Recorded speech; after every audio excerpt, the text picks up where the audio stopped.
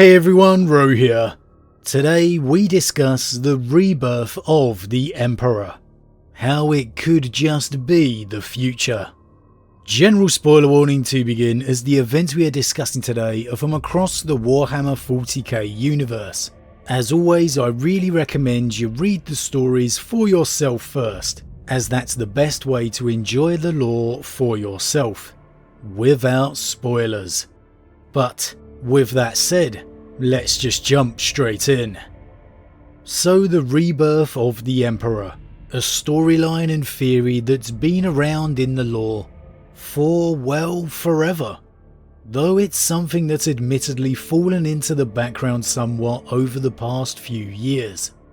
With the return of the avenging son Rebirth Guilliman, the following revelation that the Emperor was indeed still alive, and then his apparent awakening and ascension to godhood, it certainly felt like a physical rebirth was well and truly assigned to the past.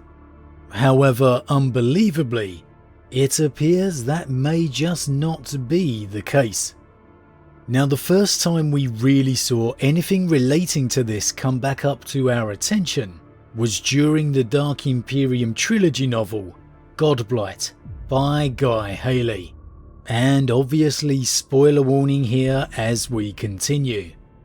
Here, after Guilliman's final encounter with his brother Mortarion, we saw him go to speak with the Call Inferior device, located deep within his ship. For those of you who may not be aware, the Call Inferior is a device created by Belisarius Cawl. It's designed to not only be a messaging device to Cawl himself, but more importantly contain all of Cawl's knowledge, so it can aid and help Guilliman by answering questions as if he was asking Belisarius himself. Now, Guilliman was quite taken aback by the mounting evidence of his father's awakening, really getting to the point that he can no longer deny the obvious, that his father in some way is once more acting his influence upon the galaxy. You begin to get the impression he's having to truly face the prospect of his father having become a god. And he even asks the Call Inferior if it thinks the Emperor is a god. However, after getting a bit of a non-committal response, Guilliman followed that up by asking if the Emperor could be returned to life like he was. And this is really the biggest hint or tease to the Emperor being resurrected within the mainstream lore in a long time. Now, there's nothing else to it, simply Guilliman broaching a question in private, but the implications of it are clear. The question is something that the Call Inferior can't really answer. However, Guilliman does instead receive a warning for this line of thinking. The machine or Cawl, noting that once you start thinking about something, it invariably leads you down that path. And perhaps more ominously, the Emperor that ascended the throne may well not be the Emperor that arises off it. And well, that's pretty much where it stands. The Dark Imperium trilogy, really our latest major development regarding Guilliman and the main storyline, at least in terms of the current timeline. As we know, the Dawn of Fire series took over, and here it begun to flesh out the details of the Indomitus Crusades past. And it's within the pages of the most recent Dawn of Fire installment, Throne of Light, also by Guy Haley, and obviously spoiler warning here as we continue, that we've had quite a tantalizing hint or development regarding that possible rebirth storyline. As we know, since the fall of Cadia and the explosion of the Great Rift, psychic power and the appearance of psykers is going through the roof. And now we know there's a particular similar vision that's been appearing more and more throughout the galaxy, of a golden child and a radiant golden figure rising off a throne. Now, early on, my first thought when I saw references to golden light and a notion of he is coming was that it could simply be a reference to the events we saw unravel within the Dark Imperium trilogy, as again the Dawn of Fire stuff is set before the Dark Imperium books, or that maybe it's actually building to a twist and a return of Lorgar instead, especially as the word bearers have been so active against the Indomitus Crusade thus far. However, we were treated to two important hints, both of them thanks to an Inquisitor by the name of Rostov, that really kept it squarely focused on the Emperor. Firstly, he revealed the return of the Star Child cult. Now, the Star Child theory was a storyline around in the much earlier days of the lore, and there was quite a lot going on, with various interpretations and factions working against each other. But to keep it simple for those of you who weren't around back then, or that just got a little lost in all the narratives, it essentially means the Emperor, or at least one aspect of him, would be reborn as this theoretical Star Child. And there were these various cults worshipping and working towards making this happen. Now, we have the cult of the Star Child making a definitive return to the lore, in a big way. As these visions of a golden child and the figure rising off the throne has spread across the Imperium, this has given fresh life to the previously believed wiped out cult.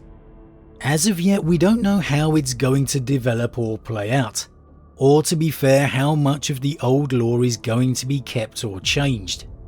But the very appearance of the name itself is a very big thing. And before we discuss what that means any further, the second big tease we received thanks to the Inquisitor is actually witnessing one of these many visions, seeing a simple sleeping newborn baby, but being told it is so much more. So, we know there is a child. Regardless of what or who that child is, we don't know for certain, but it is all certainly building towards this narrative. We now know we have the Star Child cult acting within the Imperium again, the Inquisition acting against them, the forces of chaos seeking the child themselves, desperate to do anything they can to stop the return of the Emperor to the land of the living, and a vision of what clearly appears to be the child alive. I mean, this is looking to be extremely intriguing, but it also undoubtedly raises more questions to me too. The Emperor is undoubtedly acting within the Imperium like never before. It also strongly appears he is in some way ascending to godhood. So how does the Emperor's psychic awakening, for want of a better expression, relate to the coming of the Star Child, if it is indeed that? The Emperor appears to be more powerful than ever. Why would there be a Star Child now? Is it simply all the aspects of the Emperor becoming empowered? It certainly appeared in Guilliman's reunion with him that his mind had become fractured, which was something very relevant in the old lore, that the Star Child could merely be a fraction of the Emperor's soul being reborn. When you start going down the Star Child rabbit hole, it does tend to get a little confusing. So I'm not going to focus on the old lore too much yet, particularly as I think it may well be updated as we move on in future revelations. I suppose the biggest question for me is how is this going to tie into Guilliman's questioning of bringing his father back to life? At the moment the two are completely unrelated, though surely it's no coincidence we've ended the Dark Imperium trilogy with Guilliman pondering this very topic. And now we see the return of the Star Child cult. The various factions across the galaxy racing to find this golden child first. Surely it is only a matter of time before this somehow reaches Guilliman. What decisions then might he make? As always, what do you think? Why do you think the Star Child has returned to the lore now? Is this golden child truly a reincarnated fraction of the Emperor? Will this child truly be found? And if so, what will Guilliman's reaction be? As unbelievable as it sounds, could we truly see a return of the Master of Mankind to the waking world of the galaxy? As always, leave your thoughts in the comments below, I love to read them. Huge thank you to all my subscribers, your support truly means a lot to me, it really does. And if you're new, please consider subscribing to help the channel grow. If you enjoyed this particular vid, then why not drop a like on it too? But with that said, I am off, and I'll see you all again real soon.